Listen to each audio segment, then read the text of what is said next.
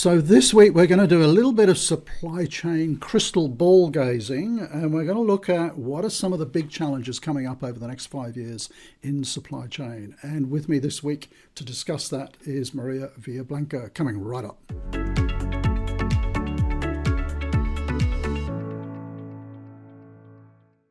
Okay, the biggest challenges in supply chain. Let's get the crystal ball out and welcome back Maria Villablanca. Great to have you with us. Like myself, you've spent most of your life, I think, in supply chain. Unlike myself, you spend a lot of time with thought leaders, and you run a podcast interviewing people right across the supply chain. What are some of the big challenges coming up? What do you see in the next 5 years or so? I guess we only have to turn on the news, but what do you think? I was just going to say, you turn on the news and you see that people are talking about supply chain all over the place.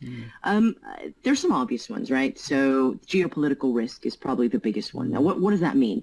It means that if there's a war in the Middle East, ships can't get through the Suez Canal. They have to go down through a different route. So that's going to add more time, more cost to the supply chain. It's things like if there's a war somewhere, you can't get your raw materials from a certain place. So you've got to find another place to source your raw materials. That, again, has an impact on the supply chain. So I think the first one is geopolitical risk. The second one is regulation and regulatory compliance. There's been talk for a long time about the different types of carbon capture or carbon emissions goals. The COP28 had different goals. So there's so many different types of regulations that are coming into place that are going to mean that supply chains are going to be under the magnifying glass of governments to be more transparent. Now, what does that mean? It means that they're going to have to delve deeper within their supply chains to understand their suppliers and their suppliers' suppliers and see where the risks are there from a sustainability perspective. So having an understanding of data, transparency, visibility within your supply chain is also one of the key things that are going to have to be focused on this year. So whether it's to control risk or to help with sustainability initiatives. The next one is generative AI. You hear all about it. Everyone's talking about Gen AI. It's reality. It's going to happen, and it's going to happen faster than we know, because if you think about it, ChatGPT is less than a year old, and it's already dominating a lot of different types of positions within different industries. So the use of generative AI is going to be very interesting, and see how that rolls out. Where do you see the main use of that? Generative AI in crunching data, in being able to assess different types of routes, for example, different types of decision-making, scenario planning, in forecasting, in even the way that people do their day-to-day jobs. Certain mundane, repetitive tasks will be given to generative AI, which will free up people, hopefully, to make better decisions about things. So I think generative AI is coming. It's here. And I know I myself already use generative AI for so many different things. So it's changed the way that I work, and I can only imagine that that's the case for a lot of people. I'd say the biggest, maybe non-obvious thing, and the biggest risk or trend for supply chain in the next 5 years is people. By that I mean how we adapt to all of this changing environment, how we adapt to technology, how we manage with that, how we manage decision-making, how we manage leadership challenges, how we manage changes in consumer behavior. So to me, really, the biggest quantum that's unknown is the whole people element of in supply chain. Interesting. In this part of the world, we're seeing quite a shortage of good people to bring into supply chain, and I think that's happening elsewhere around the world. Maybe you've got some thoughts on that. It's, transport, for example. People don't want to be truck drivers anymore, and it's very difficult to get people into the industry. Here in Australia, they don't want to be driving the other side of Australia and back, 3 times, or taking 3 days to even get there. People don't want to work in warehouses so much. So I suppose on the one hand, we can say that AI technology and so on is going to take over some of these roles, but I'm not sure that we're going to see autonomous trucks thundering across the country and 20-trailer sort of road trains. Who knows? Just yet. Because here in Europe we have them already.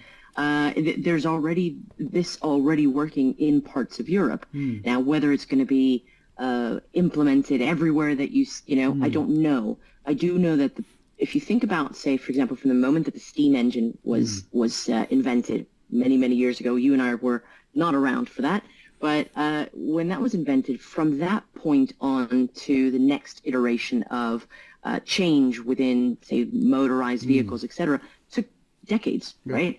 Whereas what we're seeing with AI and machine learning is that this sort of pace of change and evolution is going to be in weeks, months, years, and it's going to be a lot shorter. So we may go from having no autonomous vehicles to having quite a few in a short space of time, certainly within your own generation, within your own working years. And that's something that needs to be factored in. You're right. Not many people want to take on a lot of those jobs, and they may not have to because AI will come into place. I think also it's important to note that we will still need people to make decisions to get the best use of it. It's not about AI replacing humans. It's about AI working with humans, augmenting humans. It's interesting how technology has advanced so rapidly, say in warehousing, and it was only a few years ago that we started seeing robotics in warehousing, and now we have cobots that work alongside humans. So that's really the sort of physical element. What we're talking about now is the sort of intellectual element where AI and humans are going to work together. Absolutely, especially with predictive analytics and forecasting and scenario planning. They can crunch information far quicker than we can. So it's just about being able to use that and actually make better decisions with that.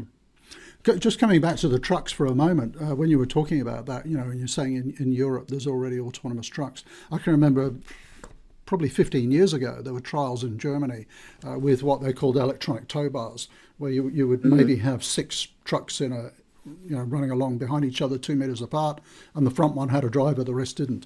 So at the rate of change now, we really do have autonomous trucks. We've got them in the mining industry.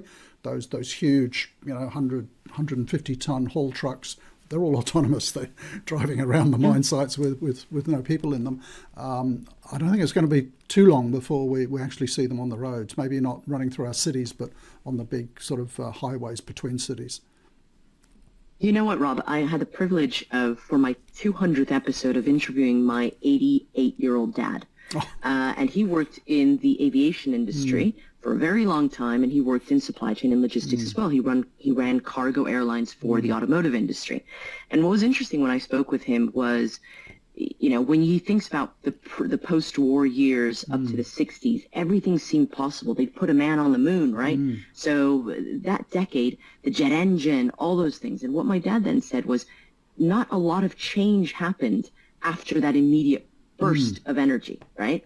And so when you think to now, what he says, he noticed it in the last 5 years, the changes that are happening. He's got his hearing aids connected to his phone via Bluetooth. He can go on his iPhone and chat to him. Sounds very tech savvy. Living in New Zealand.